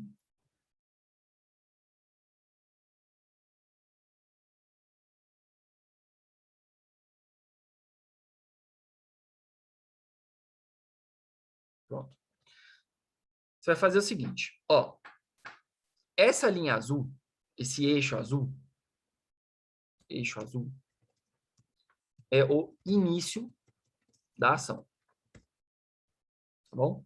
Esse eixo azul é o início da ação. De acho. Bom? Quer dizer que ali vai começar o processo total. Essa tutela antecipada, tutela antecedente, ela é antes da formação do processo integral. Professor, que diacho é isso? Essa ideia de ser antes, pô, o negócio muda muito. Peraí, aqui, agora foi. A tutela antecedente, turma, ela se limita aos requisitos do pedido de tutela. Professor, não entendi. Vou explicar.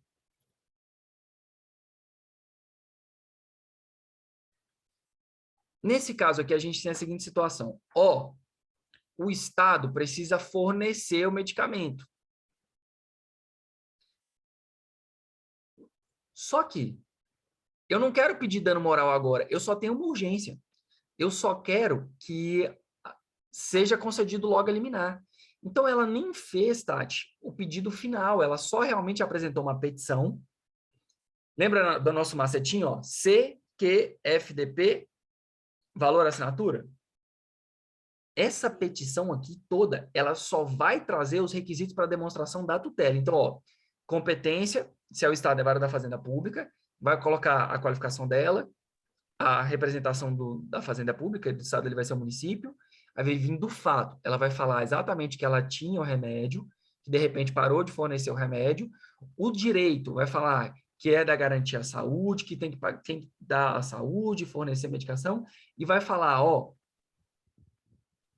tem urgência, tem probabilidade do direito. E ao final, ela vai pedir a concessão dessa natureza de forma antecipada.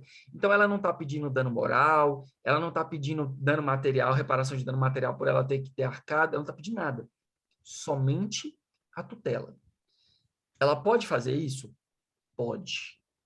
A gente chama isso de tutela antecedente, tutela de urgência antecedente. Pegou, Tati? Sim. Pegou? Já a partir do eixo azul, que é quando você coloca a sua petição inicial completa, nós temos a chamada tutela incidental. Incidental. Que é o quê? É o processo formado todo. Então, por exemplo, vamos colocar como se fosse processando o plano de saúde, Ivanzão. O plano de saúde, você paga lá bonitinho. Aí, no dia que tu foi lá usar, tava precisando de um leito de UTI. Ivan, sabe o que aconteceu? Vetou, falou que você não tinha pago, mas você pagou. Vetou. Aí a sua família tá assim, ó, desesperada. Meu Deus, preciso do leite, tadinho, meu Deus. Aí o seu advogado vai lá e fala, pô, eu vou pedir danos morais também. Aí ele vai lá e pede a tutela antecipada e pede também a condenação em danos morais. Ele colocou todos os elementos da ação. Então, se a ação estiver completa, com tudo bonitinho, nós vamos falar que isso vai ser uma tutela incidental, porque ela já vai estar completa. Então, a tutela incidental ela pode acontecer desde o momento da proposição da ação até o caminhar de toda a ação. Tutela incidental. No caso da tutela antecedente, aqui pela cor.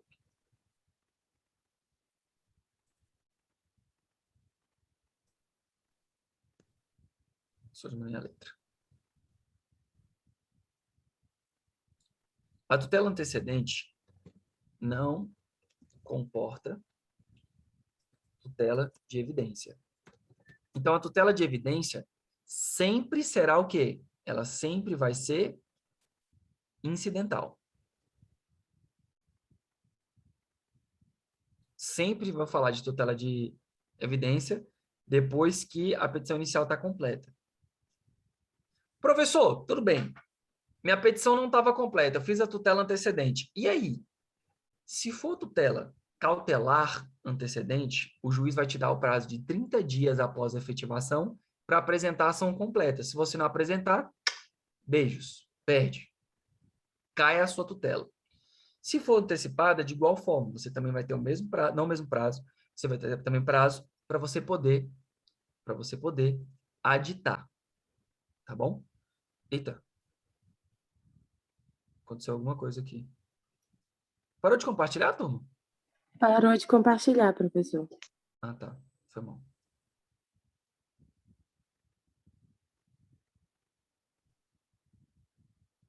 Acho que eu apertei alguma coisa. Beleza. Show.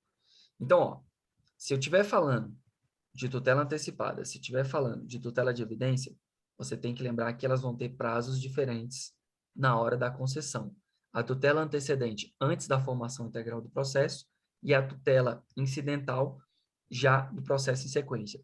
Aonde que tem esse diacho de tutela antecedente? Se for antecipada, vai estar lá no 303, e se for a cautelar, deve ser o 305, 306. Essa é a sequência, realmente eu não me recordo agora de cabeça, tá bom?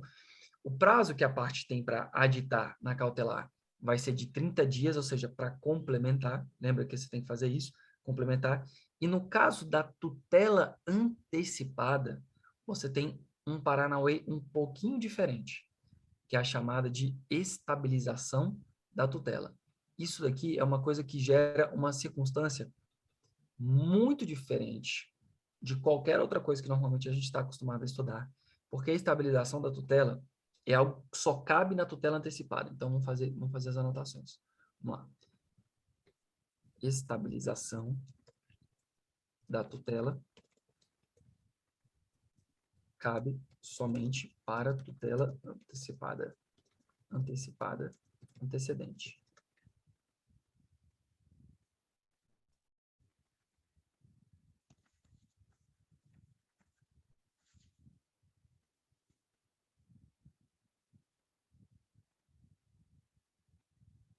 Não, vai ficar muito pequeno.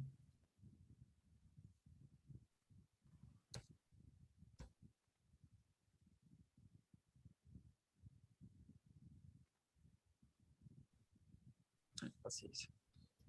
Beleza? Então, ó, cabe somente para tutela antecipada antecedente.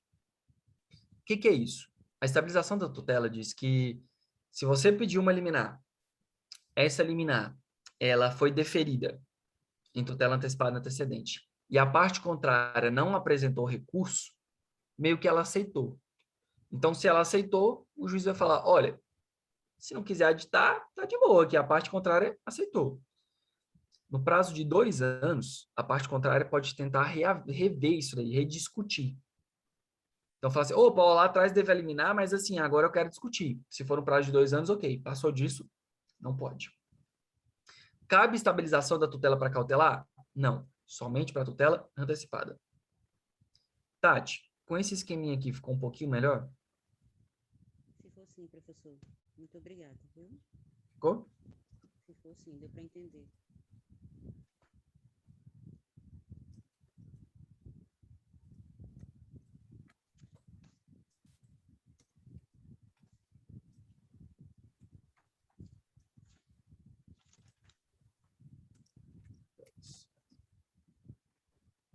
Tá? Só colocar isso aqui para ficar top. Beleza. Massa. O senhor é meu. Bacana. Muito obrigada. Pronto. Deus te abençoe. Ficou show.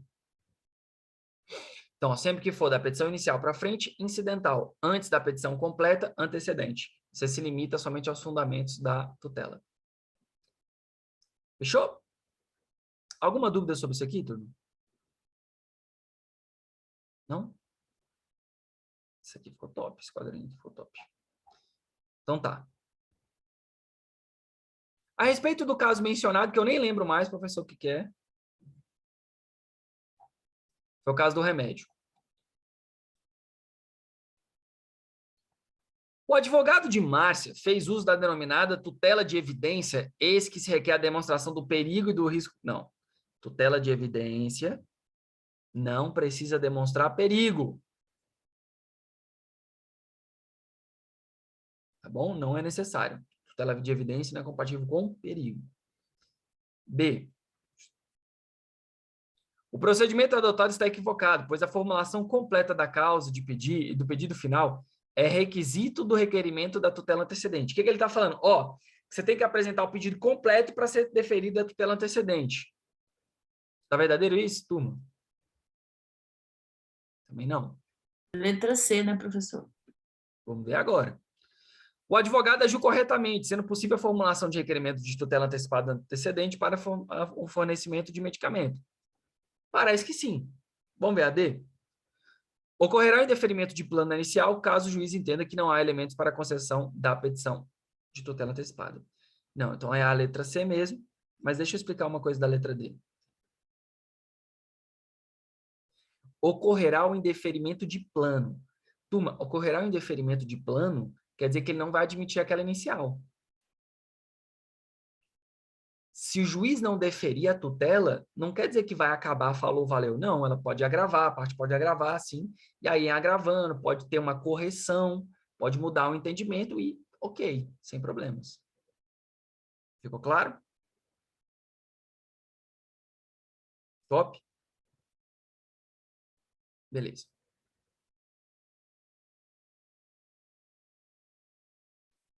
Tranquilo, deixa eu ver o chat aqui. Beleza. Professor, eu vou mandar uns comandos para você aqui para tentar depois, mas você não precisa fazer agora não, tá? Para não atrapalhar. Manda mesmo. Manda mesmo que eu quero aprender. Valeu. Você é fera. 7ª. Ó, resolvi certo também. Excelente.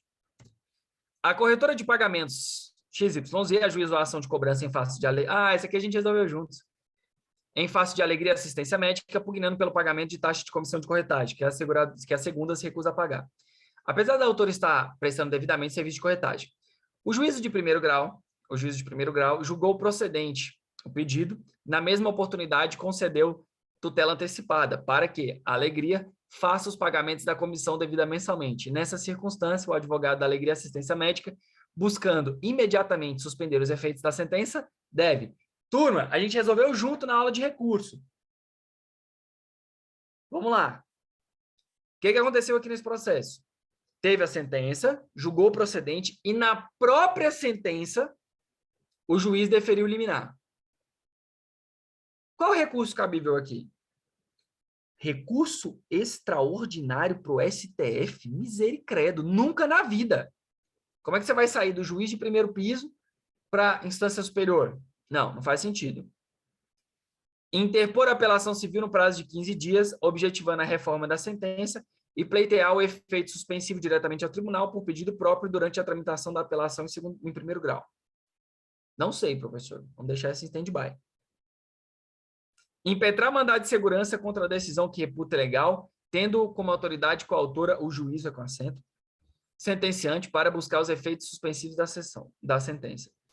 Turma, impetrar mandado de segurança é a cara do direito do trabalho. No nosso caso aqui, não vem com isso, não. Tem nada de impetrar mandado de segurança.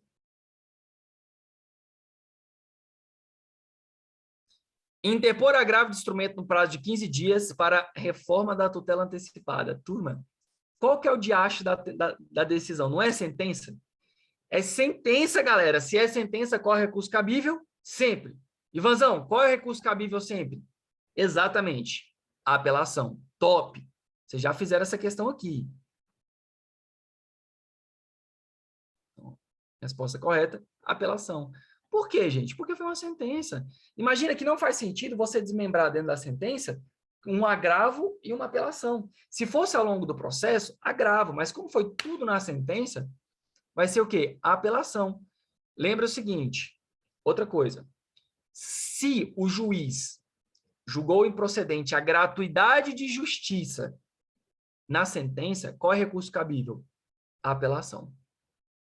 Tá bom? Mandado. Mandato é de prefeito. Lembra sempre desse detalhe. Para a prova, não. Para a vida mesmo. Professor, eu faço uma confusão com esses recursos, porque tem penal, tem trabalho, tem civil. Tem uma apelação aí, eu não sei se é em civil, que se for dado na decisão interlocutória, ela não tem efeito suspensivo, é isso? Não. Seguinte, ó. Vamos lá. Vamos falar dos principais recursos. E aí você vai pegar e só anotar a referência.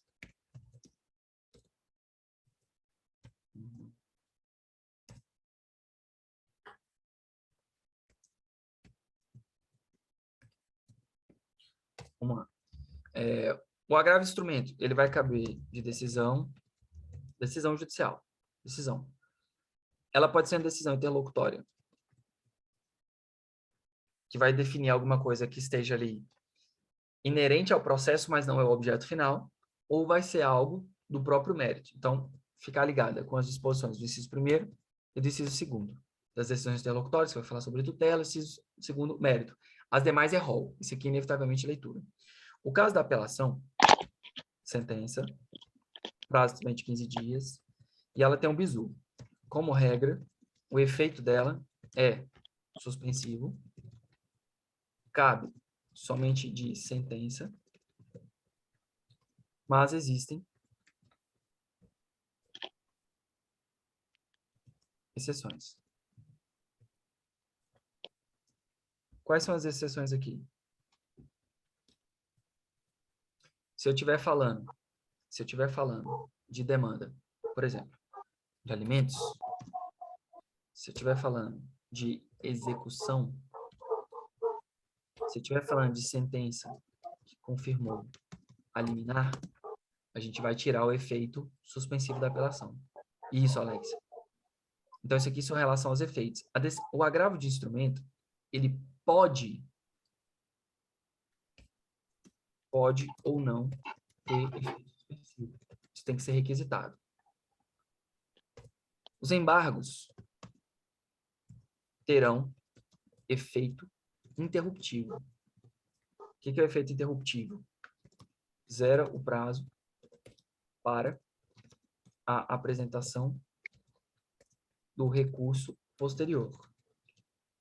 Bizu. Se os embargos forem intempestivos, ou seja, não forem opostos no prazo de 5 dias, não terão efeito interruptivo. RESP, ROC e RE não possuem de pronto. Vou até colocar só o RESP e o RE, que vocês têm o penal também. Não possui de pronto efeito suspensivo. Isso aqui não se confunde com o direito penal, porque no direito penal, lembra que se você prende o cara em segunda instância, a gente tem aquela questão do cumprimento antecipado, né? Então, do cumprimento provisório da pena. Então, tem que lembrar que lá no penal você vai ter que observar os requisitos do 312, 313, para ver se preenche, para que se tenha prisão preventiva, se não, não é o caso, tá bom? Então, uma coisa, penal, outra coisa, civil. Então, assim, de forma bem resumidinha, não tem, tá bom? Fica claro esse resumo assim rápido? Muito obrigada, ficou assim. Show.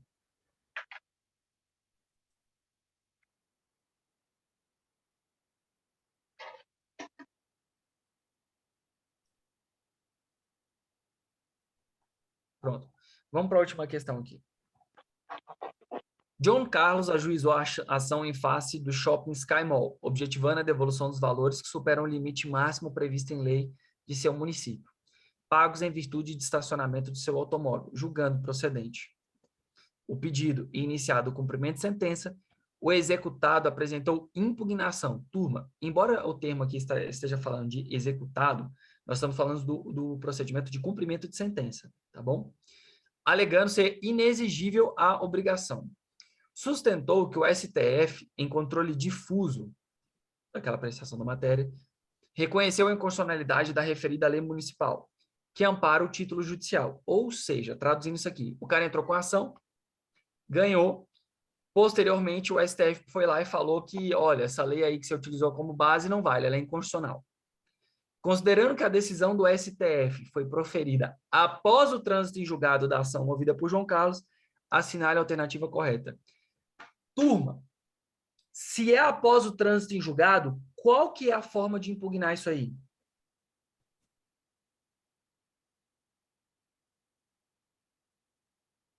Já falamos algumas vezes desse gatilho. Falou do diacho do trânsito em julgado, turma, lembra direto. Provavelmente a resposta será ação rescisória. Aí vamos lá. É possível acolher a alegação do executado vinculada à sua impugnação, pois a decisão do STF sempre se sobrepõe ao título judicial? Claro que não, porque não é automático. Não é porque o STF decidiu lá que o juiz lá de Caxixonha do Sul sabe que, enfim, ele não sabe que lá na Caxixonha tinha essa demanda e que o juiz vai falar, ih, cara, ó, como acabou o processo, vou reabrir o processo para a gente poder rediscutir isso aqui. Não. Lembra que depois que ele julga, transitou em julgado, formou um título judicial. B. É possível acolher a alegação do executado apresentada em sua impugnação, pois não houve a modulação dos efeitos da decisão do STF. No mínimo estranho. C. Não é possível acolher a alegação do executado vinculado por meio de impugnação, sendo necessário o ajuizamento de ação rescisória. Faz sentido. Não é possível acolher a alegação do executado apresentada em sua impugnação, pois o reconhecimento da inconstitucionalidade se deu em controle difuso. Turma, veja, transitou em julgado, a forma para você rediscutir aquilo ali será necessariamente o quê? Ação rescisória. Então, a alternativa correta vai ser a letra C. Professor, a ação rescisória me parece que é um calcanhar de Aquiles aqui. Eu preciso pegar e dar uma estudada. Qual é a referência?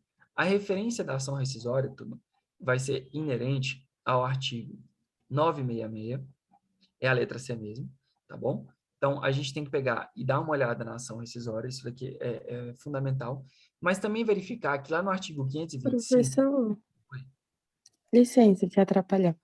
Geralmente, quando for trânsito em julgado, né, para ir para ação rescisória, vai vir explícito na questão, e quando for sentença vai vir escrito, né? Sim, vai vir de forma bem clara. Nesse caso aqui, se você dá uma olhada na própria questão, no próprio enunciado, Ele falou que na já está aqui, ó, última frase. em cumprimento de sentença. Se está em cumprimento de sentença, já transitou em julgado. Entendeu? Sim, obrigada, professor. Esse é o bizu, ó. Você está em cumprimento é porque ele não apresentou a apelação, então transitou em julgado. Sacou? Aí você tem o 966, artigo 966, que é sobre a rescisória, que é uma importante referência, mas tem um que passa despercebido, galera. Artigo 525. O artigo 525 vai trazer para a gente, eu não sei fazer o símbolozinho, né? Lá no parágrafo 15, não sei colocar o parágrafo, deixa eu copiar de alguma coisa aqui.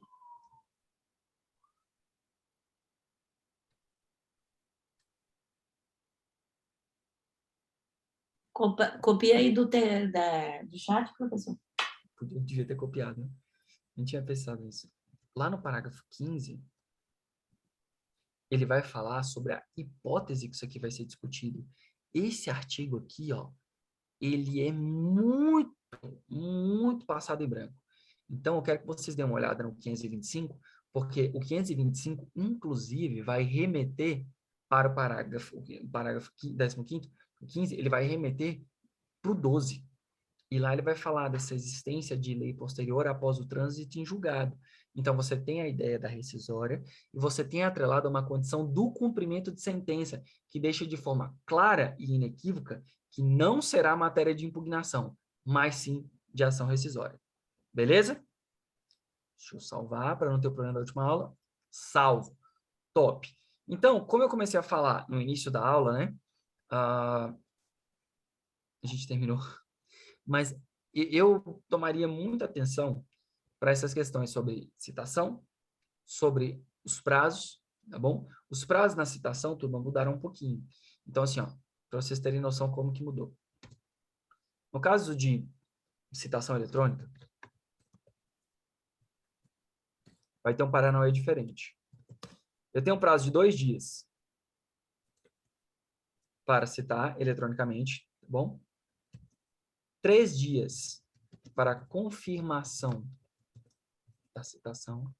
Confirmou? Top. Aí pode. Se não confirmar, aí vai ter que pegar por correio ou então por oficial.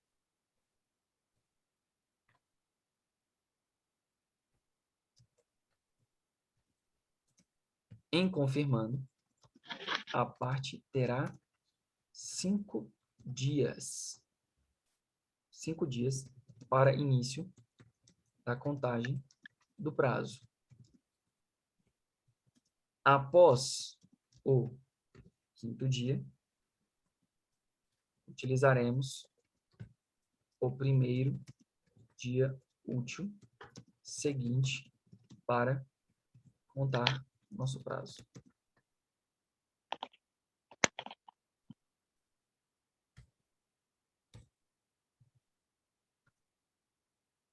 Tá bom? Então, isso daqui são as novas disposições somente referente à citação eletrônica.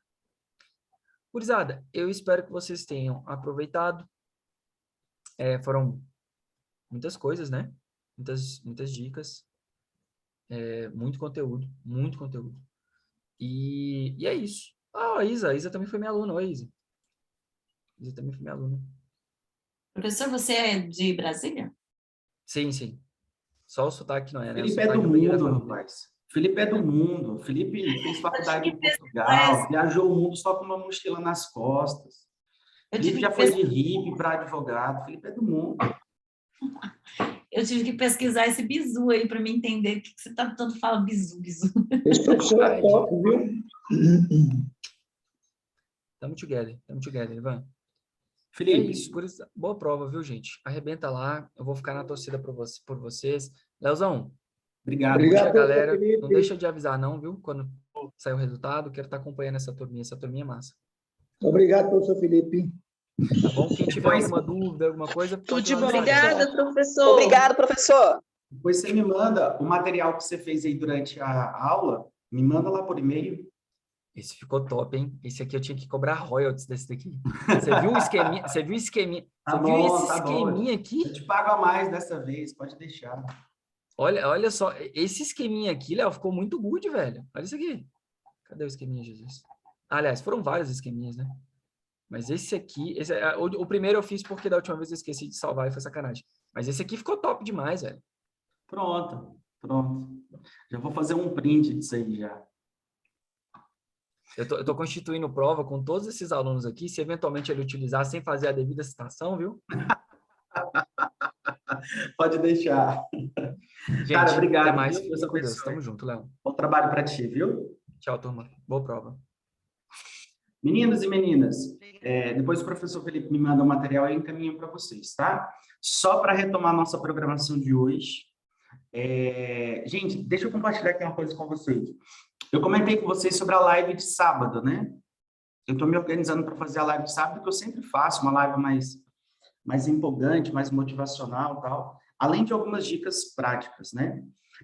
Só que eu vou fazer já era para eu ter feito uma viagem desde a semana passada para visitar minhas avós no interior do Goiás, e aí eu não consegui por conta do mini curso de penal e processo penal. Daí eu vou ter que viajar amanhã, e é para o interior. Aí eu estou me organizando para a casa do meu primo, que tem Wi-Fi, para fazer a live de lá. Então, assim, pode ser que aconteça de eu chegar lá e não conseguir fazer essa live. Se eu não conseguir fazer essa live lá, eu já vou deixar gravado um vídeo para vocês, dando as últimas dicas para a prova de vocês. Dicas práticas, né?